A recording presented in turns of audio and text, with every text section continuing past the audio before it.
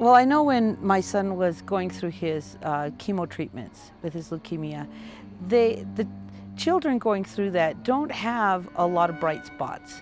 As a parent sitting there watching other children that were suffering and seeing them missing out on the opportunities that so many other kids take for granted.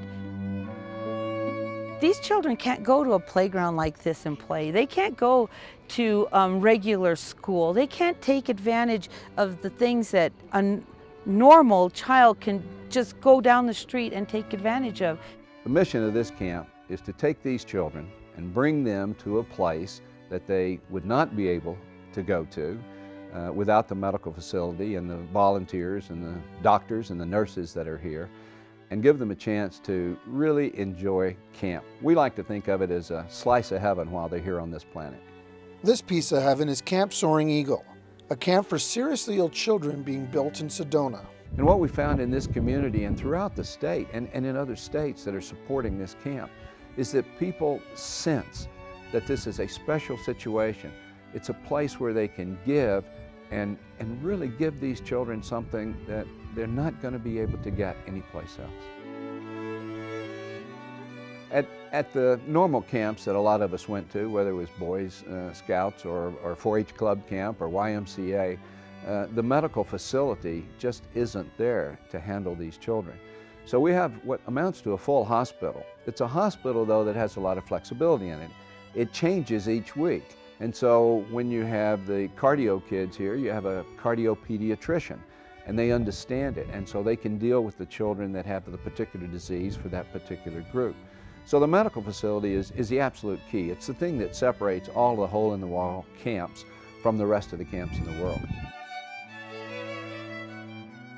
And to see a child go to a camp that has doctors and nurses on staff, that has facilities to do their dialysis, that has facilities to continue any kind of treatment that they need, and that can do checks on them, and it's just, that's invaluable. It gives that child a place where they are normal. The children feel like they're among peers here. An awful lot of the children that have cancer go through radiation or chemotherapy and they lose their hair.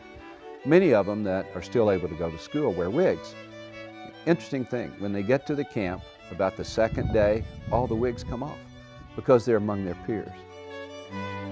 So the kids can share stories, they can share the pain that they're going through in their treatments, and they can talk about things, quite honestly, they can't even talk to their parents about. This is my box that I made. For children like Lorenzo, camp can be a life-changing experience. There's a lot of things that happened in his past year that have caused him a lot of stress, and that this was going to be such a special time for him to let go of all that. With help from Camp Soaring Eagle, Lorenzo was able to attend a Paul Newman camp in Connecticut. And I was actually crying because I was so excited for him, because I knew that this was such a special opportunity. At camp, Lorenzo opened up as he got to know his counselors.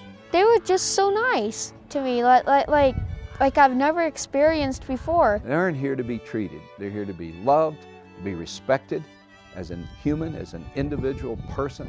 And when he came back from camp, he was the Lorenzo I know. He was bubbly, he was excited, he had to show off all his stuff.